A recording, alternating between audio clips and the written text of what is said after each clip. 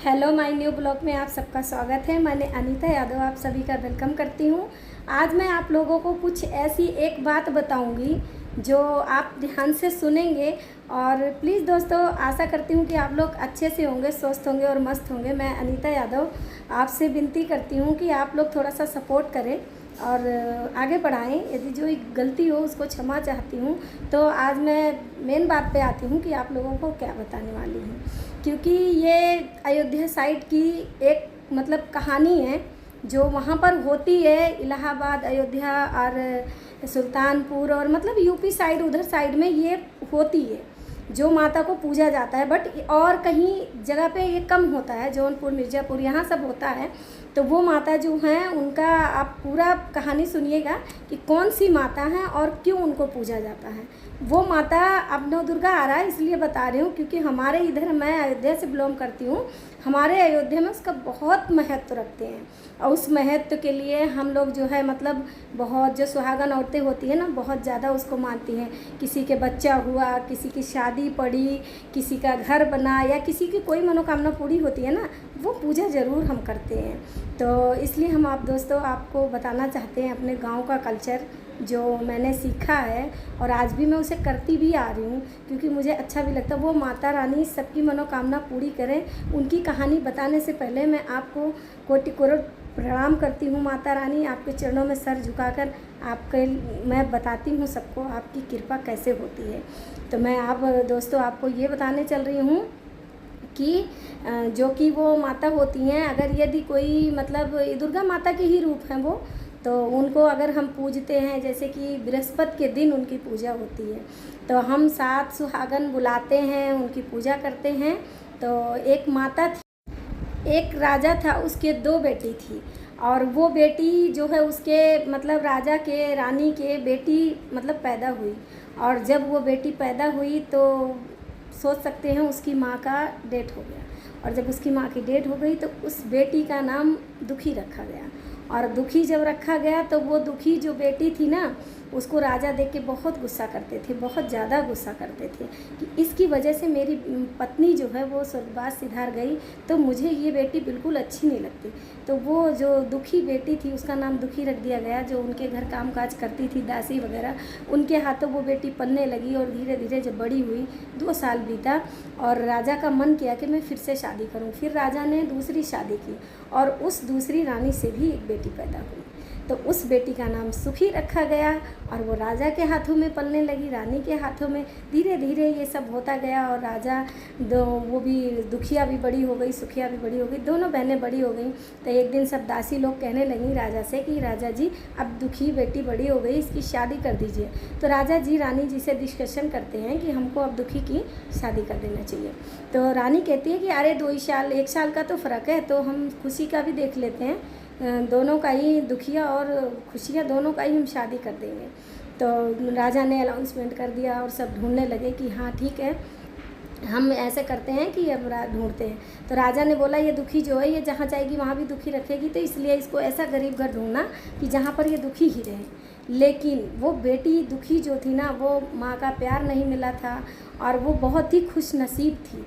तो वो राजा के जो दास थे वो ढूंढने निकल गए और एक बुढ़िया वहाँ बैठी, मतलब आराम से खाना वाना नहीं था, खाने वाने के लिए भीख मांग रही थी।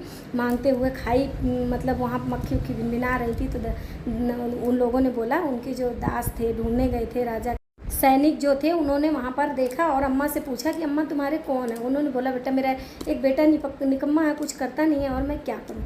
लेकिन यहाँ पर जो दुखिया बेटी थी वो बहुत बड़ी भक्ति थी एक माता की, और वो अपने घर में बहुत भक्ति करती थी, लेकिन उसके पास पैसा वो सब नहीं था, ऐसे ही माता को मानती थी, माता की उस पर कृपा भी थी। और जब उन्होंने जाके वहाँ पर उस बोला कि चलो राजा जी से यही बता देते, यही माता अच्छी है, इन्हीं के घर शादी करवाएंगे। फिर दुखी है, सबसे ज़्यादा गरीब है, इनके कुछ नहीं है। फिर वो आते हैं, राजा से बोलते हैं, राजा फिक्स कर देते हैं और उस दुखिया बेटी की वहाँ पर शादी हो जाती है। और सुखिया की एक राजा के घर में एक राजकुमारी के साथ कर देते हैं। दोनों बेटियों की शादी करते हैं और फिर एक दिन सुखिया बेटी को उनके अपनी सिस्टर की याद आती है कि मेरी दुखिया बहन को मैं क्यों ना हाल खबर दूँ। जो नौकर मेरे घर में काम करते हैं वो आकर वो क्यों ना करें कि जो हम दूसरों को देते हैं उसको देंगे, क्योंकि वो पहले भी उसको परेशान करती थी मायके में भी, और अब भी उसको दुखी देखना चाहती थी कि उसे सुख में रहने की आदत थी।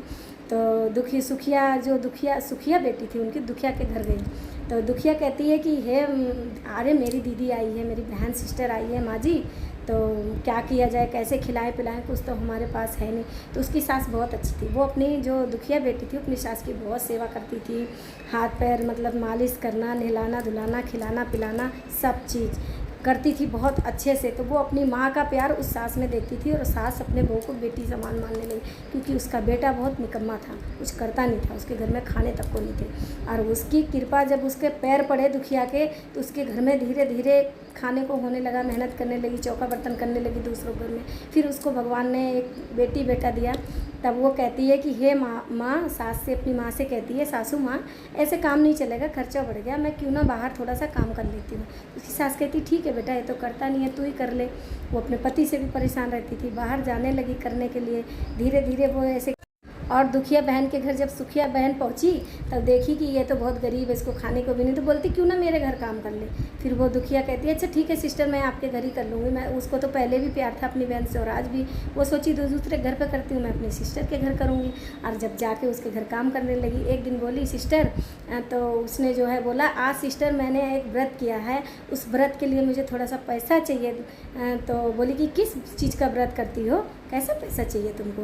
तो वो ऐसे कह के उसको डांट देती है, पैसा नहीं देती है। तो दुखिया अपने घर आ जाती है, बोलती है अब इस व्रत को मैं कैसे करूं कि मेरा पूरा हो जाए। तो वो चुपचाप से कुल्हाड़ी लेती है और अपनी सास से कहती है मम्मी आज मेरा व्रत है और मैं आज जा रही हूँ, आज मैं जब से मायके से यहाँ तक आई हूँ बस मैं पूजा नहीं कर पाई हूँ इन माता की, इनकी कृपा मुझ पर बहुत है और मैं जा रही हूँ। वो जाती है लकड़ी काटने, लकड़ी काट कर बेच के लकड़ी काट कर लेकर आ रही होती, वहाँ पर एक बुढ़िया माँ मिलती है और बहुत गंदी सी होती है, मक्खियाँ भिनभिना रही होती, गंदी सी होती है, और बोलती है हे क्या बोलते हैं बेटी कहाँ जा रही है, एक काम कर मुझे मेरी झोपड़ी तक पहुँचा दे। और फिर वो झोपड़ी तक ले जाती है, फिर उस पर उसके मतलब बोलती पैर दर्द है, पैर दबाती है, और वो भूल जाती है कि मैं व्रत भी हूँ, मुझे पूजा भी करना, सब कुछ भूल जाती है। वहाँ पर जाके माता के पास उनको नहलाती धुलाती है, बाल में जुइयाँ निकालती है, हाथ पैर दबाती है, सब कुछ करती है, और फिर माता उससे खुश होती है। माता सो जाती हैं उसके पैरों में, और जब वो सो जाती हैं माता तो वो उठती नहीं है दुखिया, वो वहीं बैठी रहती है सब कुछ भूल कर उस माता के भरोसे। फिर वो माँ कहती है हाय मेरे बच्ची, ये तो आज व्रत है। वो सब मतलब कुछ उनको समझ नहीं आता। वो बोलती हैं ये पोटली उतार, वो उतारती है, बोलती बेटी तू घर नहीं गई, शाम हो गई। कहती नहीं माँ आप सो गई थी, मैंने सोचा आपकी नींद डिस्टर्ब हो जाएगी इसलिए मैं गई नहीं। फिर वो पोटली लेके धीरे धीरे रात हो जाती है और घर आती है। सास पूछती है बेटा इतना लेट कहाँ हो गया, तो अपनी सास से बताती है माँ ऐसे ऐसे मैं यहाँ फंस गई थी। और जब वो पोटली खोलती है तो उसके घर में, और दुखिया बहन के घर जब सुखिया बहन पहुंची तब देखी कि ये तो बहुत गरीब है, इसको खाने को भी नहीं, तो बोलती क्यों ना मेरे घर काम कर ले।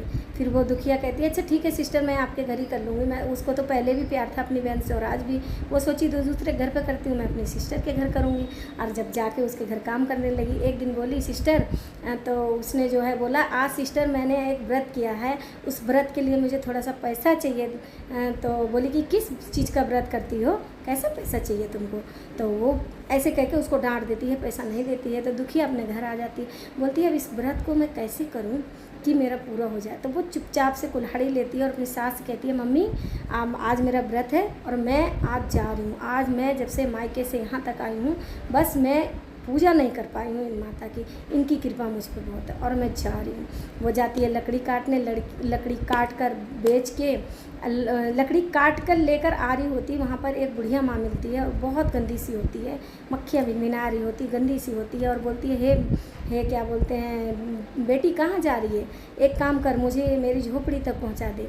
और फिर वो झोपड़ी तक ले जाती है, फिर उस पर उसके मतलब बोलती पैर दर्द है, पैर दबाती है, और वो भूल जाती है कि मैं व्रत भी हूँ, मुझे पूजा भी करना, सब कुछ भूल जाती है। वहाँ पर जाके माता के पास उनको नहलाती धुलाती है, बाल में जुइयाँ निकालती है, हाथ पैर दबाती है, सब कुछ करती है, और फिर माता उससे खुश होती है। माता सो जाती हैं उसके पैरों में, और जब वो सो जाती हैं माता तो वो उठती नहीं है दुखिया, वो वहीं बैठी रहती है सब कुछ भूल कर उस माता के भरोसे। फिर वो माँ कहती है हाय मेरे बच्ची, ये तो आज व्रत है। वो सब मतलब कुछ उनको समझ नहीं आता। वो बोलती हैं ये पोटली उतार, वो उतारती है। बोलती बेटे तू घर नहीं गई, शाम हो गई। कहती नहीं माँ आप सो गई थी, मैंने सोचा आपकी नींद डिस्टर्ब हो जाएगी इसलिए मैं गई नहीं। फिर वो पोटली लेके धीरे धीरे रात हो जाती है और घर आती है। सास पूछती है बेटा इतना लेट कहाँ हो गया, तो अपनी सास से बताती है माँ ऐसे ऐसे मैं यहाँ फंस गई थी। और जब वो पोटली खोलती है तो उसके घर में तो सारे हीरे जवाहरात उसके घर में हीरे मोती बिखर जाते हैं। घर परिवार सब, घर द्वार नौकर चाकर सब हो जाता है और उसके साथ बहुत खुश होती है। उसका पति भी उसको प्यार करने लगता है। फिर जल्दी से जाती है बाज़ार और वो अपने पति को लेकर जाती है और वहाँ से चना लेती है, गुड़ लेती है और दाना जिसे भूजा बोलते हैं, लाई भी बोलते हैं, उसको लाती है। जल्दी से 7 सुहागन न्योतती है और अपने घर में जल्दी से लीप ऊप के उसकी सास को बोलती है चौका बर्तन करके सब लोग तैयार। और फिर 7 सुहागन को बुलाती है, सारा 16 श्रृंगार लाती है, सब सुहागनों को श्रृंगार देती है। और उस माता का, जिनको हम बोलते हैं अवसान माता को बिठाती है और सबको खिलाती है और बोलती है कि हे माँ अवसान माता, आपने जितनी कृपा मुझ पे की सब पे करें, मेरी आल औलाद जैसी बनी रहे वो सब पे बनाए रखना माता रानी, बस किसी को संकट ना हो। और वो उसकी दुखिया बहन जो थी उसका सब छिन जाता है और वो दुखिया बहन रोते हुए सुखिया बहन रोते हुए दुखिया के घर आती है और बोलती है हे बहन दुखिया, तेरे साथ मैंने गलत करके बहुत गलत किया, मुझे माफ़ कर दे और मैं आपसे तेरे साथ रहूँगी, जैसे तूने किया वैसे मैं भी करूँगी। वो बोलती है कोई बात नहीं, इस माता के चरण में आ जाओ, अवसान मैया की जय बोलकर इनके चरणों में बैठो और 7 सुहागिन न्योत के दुरदुरिया चबवाओ, खिलाओ। और वो दुरदुरिया माता का, अवसान माता का नाम लेके हर बृहस्पति को जब भी तुम्हें मिले समय थोड़ा पैसा निकाल के इन माता की सेवा के चरणों में अर्पण करो और 7 सुहागन को बुलाकर पूजा करें और बोले अवसान माता की जय। जैसे उस सुखिया और दुखिया की मनोकामना पूरा की वैसे हम सभी की मनोकामना पूरा करना। बोलो अवसान माता की जय। जैसी लगी हो ये कहानी दोस्तों, फ्रेंडों, आप सभी से मैं विनती करती हूँ प्लीज़ सब्सक्राइब और फॉलो करें, शेयर करें अनीता यादव को। जय।